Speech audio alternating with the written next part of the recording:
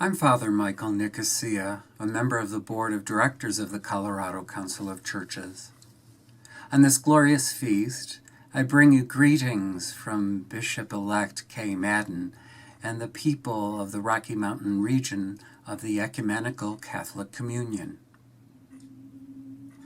Today we celebrate the eternal Word incarnate again, through, with, in us, as the body of Christ in the world, empowered by the Spirit to bring all people and the whole of creation into the promise of oneness. It's a mystery that can only be understood in the context of salvation history as a whole, and through an appreciation of the oneness of the triune God. Pentecost was the goal of God's intent from the beginning, when in God's first salvific act, we were created to be in relationship with God and welcomed into God's oneness.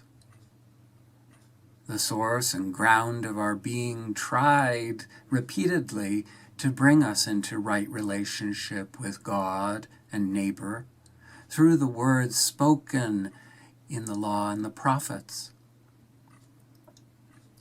The effort culminated in the eternal Word becoming incarnate to fulfill the plan, that we all be one through Him, with Him, and in Him. Jesus showed us the depth of God's commitment to the goal in His teaching, in His death, and in His resurrection. In the glorious light of His ascension, all pretense of any separation within the Godhead fades, and oneness prevails. And at Pentecost, our union with God's oneness is affirmed, God's goal all along. In the tender compassion of our God, the awareness of this oneness is the dawn from on high that breaks upon us, to shine on those who dwell in darkness and the shadow of death, and to guide our feet into the way of peace.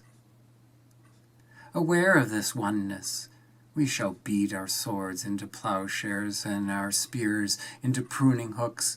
One nation shall not raise the sword against another, nor shall they train for war any more.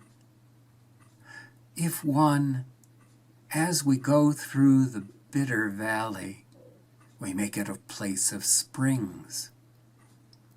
If we are one, there is no obstacle to justice.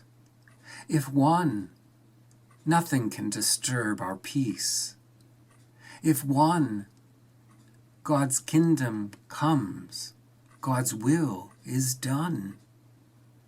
And as one, we take our place with the disciples at Pentecost, singing of God's glory in tongues understood by all.